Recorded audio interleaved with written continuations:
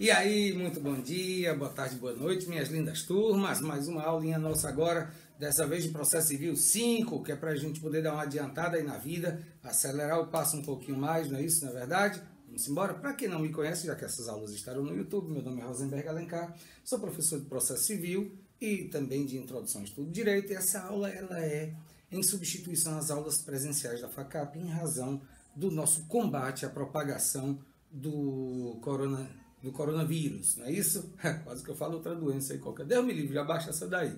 Bom, vamos embora. Na nossa aula anterior, que a gente está tratando sobre juizados especiais, e especificamente nesse ponto sobre juizados especiais cíveis, lembrando, todas as vezes que a gente falar juizado especial cível, a gente está se referindo ao juizado especial estadual, ok? Os federais e o da Fazenda Pública são outra história que a gente vê mais adiante. E aí, a gente falando sobre os princípios norteadores, nós vamos começar hoje falando sobre o princípio da informalidade e da simplicidade. O que é que nos diz? Sim, gente, desculpa aí, viu?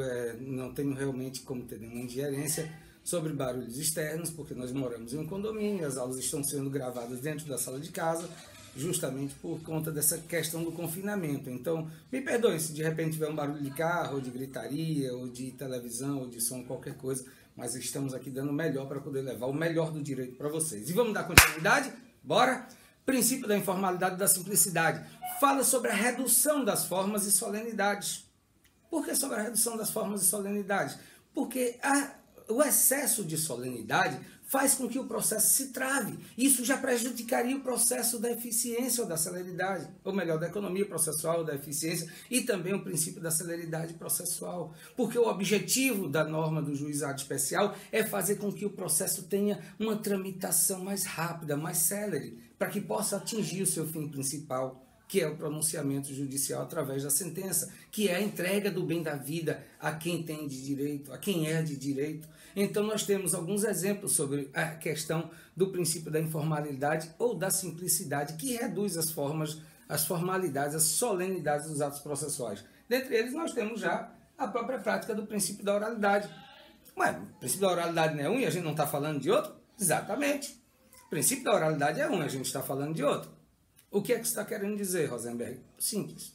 Quando a norma do juizado especial permite que você faça a queixa de forma oral, ou seja, a petição inicial ela pode ser feita através de uma queixa diretamente no setor de atermação, isso aí é uma prática de um ato não solene, porque não vai se necessitar de todos aqueles requisitos previstos no artigo 319 do CPC, que trata da petição inicial, não vai se levar em consideração aqueles requisitos todos. O que mais? Só é reduzido a termo na prática da oralidade somente aquilo que foi essencial. A citação do réu ela pode ser realizada a qualquer pessoa da residência, não tem necessariamente que ser na pessoa do réu ou do executado, perfeito.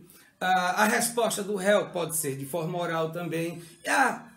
O que se chama de pedido contraposto, que pode existir na contestação, na resposta do réu, mesmo que feita por escrita ou de forma oral, ela vai ser rebatida, vai ser impugnada em réplica àquela contestação, que vai ser feita de forma oral, na maioria das vezes, salvo uma ou outra necessidade, que a gente já falou, né? Que a questão da complexidade da causa, ela não se dá, não é pelo seu volume de prova produzida apenas, não. Porque de repente você pode ter um processo no juizado especial que você tem lá 50, 60 laudas de documentos. Isso torna a coisa inviável para o advogado da outra parte ter que impugnar oralmente cada um daqueles, e pode ser que o magistrado conceda prazo para isso, para que possa dar continuidade posteriormente à instrução do feito. Então, vocês estão vendo que nem sempre é possível se levar em conta apenas um ou outro princípio. Não dá, você tem que preencher toda uma série de requisitos. Então, nós temos o quê? No princípio da informalidade e da simplicidade, que nós vamos deixar de lado algumas solenidades que podem atrapalhar o bom andamento do processo. Então, já falamos sobre a citação, sim, certo, aí tem lá o pedido contraposto, rebatido em réplica, e por aí vai. Esse daí é o princípio da solenidade. E o que é que nos diz o artigo 13 da Lei 99.9? Diz o seguinte, olha, Os atos processuais serão válidos sempre que preencherem as suas finalidades, para as quais forem realizados atendidos os critérios do artigo 2º desta lei. Não se pronunciará qualquer nulidade sem que tenha havido prejuízo. Então, desde que não haja nenhum prejuízo à parte contrária, nenhuma nulidade será declarada. E essa questão da solenidade, das formas, a boa doutrina nos fala o seguinte, olha só, solenes são os atos que a lei exige uma forma determinada. Isso nos parece a regra, quando na realidade é exceção. Por que é a exceção? Pelo menos no meu ponto de vista, viu? Vamos discutir a situação, vamos debater o tema. Por que a exceção? Porque, segundo a própria norma processual, como também a norma do juizado especial, como também o princípio da instrumentalidade das formas, ou da simplicidade das formas, da liberdade, perdão, das formas, nos diz que, desde que se atinja o ato, e que não tenha havido nenhuma agressão, àquele ato, desde que ele atinja a sua finalidade, o ato será considerado válido independentemente da forma com que ele foi praticado. Então, os atos solenes são aqueles que se exigem uma forma específica. Um exemplo que a gente tem, a petição inicial, a citação, a sentença, são atos que exigem uma série de requisitos. A petição inicial, lá no 319, você tem que botar o nome completo, com o sobrenome, com o CNPJ, com o CPF, com todos os dados, se é solteiro, casado, viúvo, se vive em união estável. Então, a petição inicial é um ato solene. A sentença é um ato solene. A citação é um ato solene, porque se exige formas para que não haja alegação futura de nulidade. Então, esses atos são atos solenes. Já os não solenes dizem que, independentemente da formalidade, podem ser provados por todos os meios de direito admitidos. O exemplo do despacho. Mas a gente também tem o próprio princípio da oralidade. A partir do momento que você pode pegar um ato solene, como é a petição inicial, e reduzi-lo a termo mediante a prestação de uma queixa diretamente no setor de atermação do juizado especial, a gente tem que isso aí é um ato não solene. Então, a petição inicial ela foi trocada pela queixa naquele ato. Isso aí é um ato não solene. Então, nos parece que essa questão da não solenidade dos atos processuais ela é bem mais regra do que exceção, principalmente dentro dos juizados especiais. Perfeito? Vamos dar uma olhada no que nos diz o princípio da instrumentalidade das formas. O link para o acesso a esse conceito se encontra aí nos slides. Eu não sei se dá para vocês verificarem, mas nos diz o seguinte: temos que a existência do ato processual é um instrumento utilizado para se atingir determinada finalidade. Assim, ainda que com vício, se o ato atinge a sua finalidade sem causar prejuízo às partes, não se declara a sua nulidade. Isso nos remete, sabe a quê? A um brocardo francês que nos diz o seguinte, assim, para falar francês, para falar François, tem que fazer biquinho. Então, biquinho é pas de nullité sans griller. Viu? O que quer dizer pas de nullité sans griller, não haverá nulidade se não tiver agressão. Então, assim, mesmo que o ato tenha sido praticado de forma diversa do que a lei determina, se ela atingiu a sua finalidade sem causar prejuízo à parte, ele será reputado como válido. Pas de nullité sans griller. Beleza? Vamos dar uma adiantada? Princípio da economia processual ou da eficiência. Por que princípio da economia processual ou da eficiência? A nossa norma processual vigente, CPC 2015, ele tratou de mudar essa nomenclatura de princípio da economia processual para princípio da eficiência, levando em consideração que o princípio da eficiência é um dos princípios norteadores do direito público. E por se tratar a norma processual de uma norma de ordem pública, da administração pública, do setor público, então ele resolveu adotar como terminologia o princípio da eficiência. Mas ainda temos lá na nossa norma dos juizados especiais, valendo a questão da economia processual. Isso aí pode ser usado livremente na doutrina, não vai trazer nenhum prejuízo a ninguém, nada desse tipo, ok? Então, esse princípio da eficiência ou da economia processual nos diz o seguinte: objetivo atingir o maior número possível de resultados mediante a prática do menor número possível de atos processuais. Perfeito? Então, isso aí a gente tem o quê?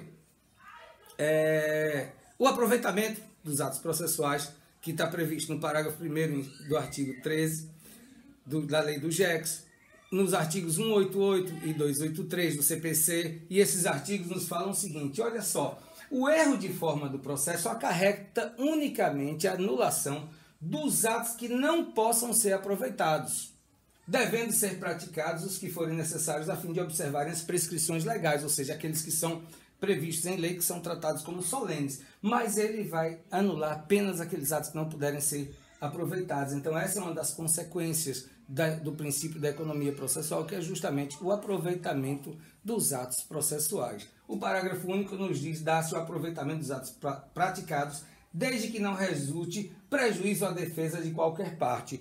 Paz de nullité sans griller. Vamos continuar, meninos? Vamos tornar a vida mais alegre e mais feliz, já que estamos tanto tempo distantes? Princípio da celeridade processual. Gente, a gente não pode confundir nunca na vida celeridade com pressa. São duas coisas totalmente distintas. Pressa todos nós temos. Quando você move uma ação, principalmente quando você está como parte, você não está ali imbuído do princípio da celeridade, mas sim da sua pressa, de uma coisa sua. Ah, qual era o ideal? Era que a gente movesse a sessão hoje e amanhã tivesse a audiência, no outro dia já tivesse a instrução e depois já tivesse... Eu estou exagerando, né? Mas assim, a gente tem pressa, porque a primeira pergunta que a parte faz ao advogado, antes de perguntar o preço, é: quanto tempo demora, doutor? Isso é incrível, isso é incrível. Antes de perguntar o valor dos honorários, já pergunta logo: quanto tempo demora, doutor? Isso já mostra que ele está apressado, ele está agoniado, ele quer resolver aquilo rápido. É isso que se verifica, que se observa nessa situação. Então, celeridade e pressa não se misturam. A celeridade é o bom andamento, sem entraves, sem engavetamentos, sem morosidade, sem incidentes processuais que possam atrasar a marcha processual. Significa que é um pé atrás do outro, ok? Isso é celeridade, é você desenvolver a marcha processual de forma satisfatória. Diferente de pressa, tem nada a ver com pressa. Ok? Vamos embora? O que nos diz? A tramitação do processo deve ocorrer de forma mais célere possível através do atendimento de todos os seus princípios sem desrespeitar as garantias dos litigantes. Isso aí a gente encontra no artigo 5º, inciso 78 da nossa Constituição. E o que é que ele está dizendo para a gente? A todos, no âmbito judicial e administrativo, são assegurados a razoável duração do processo e os meios que garantam a celeridade de sua tramitação. Perfeito? Isso aí já foi incluído em 2004. Então não vá pensando se você tem aquele livro da Constituição. Foi publicado lá em 88, que ele está atualizado. Tá não, viu? Tem um monte de coisas novas aí. Muda pra caramba. O que é que ele buscou com isso? Buscou vedar a ocorrência de incidentes processuais. A gente acabou de falar. Eles podem provocar o quê? O julgamento, a demora no julgamento da lida. Excluiu, por exemplo, a reconvenção. A reconvenção que é prevista no CPC atual, no 343, porque possui o quê? A reconvenção possui uma natureza jurídica de ação, mas de ação não é colocada dentro do corpo da própria contestação. Sim, é colocada dentro do corpo da própria contestação. Só que observe, que o autor ele vai ser intimado para que ele possa contestar a reconvenção. Nos juizados, não, a gente tem o pedido contraposto, que é mais prático, está ali, está lá no corpo da contestação e a parte vai lá e vai se pronunciar de maneira oral dentro da própria audiência em que foi apresentada a defesa. Perfeito? Em réplica, claro, e vai impugnar os documentos, fazer tudo oralmente, salvo algumas exceções, podem acontecer. Perfeito? O que mais? Não se admite intervenção de terceiros, a não ser o incidente de desconsideração da personalidade jurídica que foi inserido pelo CPC 2015. Então, o artigo 10 diz o seguinte, dos juizados especiais da Lei 9099, nos diz o seguinte: não se admitirá no processo qualquer forma de intervenção de terceiro nem de assistência. Admitir-se-á apenas e unicamente, claro, o litisconsórcio. Por quê? Tem certas situações em que a lei exige que o litisconsórcio seja necessário, seja obrigatório. E aí você não tem como fugir realmente disso. E aí, por conta disso, você vai deixar de mover a ação no juizado, que aquela lei foi criada para você, para que você possa se utilizar por conta disso. Então, o artigo 10 ele foi muito sábio. Admite-se-á o litisconsórcio. E deixa eu só equalizar um pouquinho a nossa imagem aqui, para ficar um pouco mais claro o slide para vocês, ok? Eu não preciso ficar tão claro, não, vocês não precisam ficar olhando para a minha cara, já basta aqui, ó, o material é mais bonitinho do que eu, pode ter certeza. Vamos embora? Então, não se admite também prova pericial. O que é que pode acontecer? A gente já viu sobre isso. O juízo pode ouvir um técnico ou um perito que seja da sua confiança, mas não como produção de um laudo pericial, certo? Mas apenas para esclarecer dúvidas que possam pairar durante a instrução do feito e que possam prejudicar a prolação da sentença. Então, o magistrado pode fazer isso, mas não se admite prova pericial. A concentração de todos os atos do processo numa só audiência, isso está lá no artigo 17, parágrafo único da própria Lei dos Juizados Especiais, que nos diz, olha só o parágrafo único, havendo pedido contraposto, poderá ser dispensada a contestação formal e ambos serão apreciados na mesma sentença. Então, todos os atos processuais devem ser praticados em uma audiência única, em audiência una ou única, perfeito? Gente, a gente fica por aqui, daqui a pouco a gente retorna com mais um pedacinho de Juizados Especiais. Fiquem com Deus!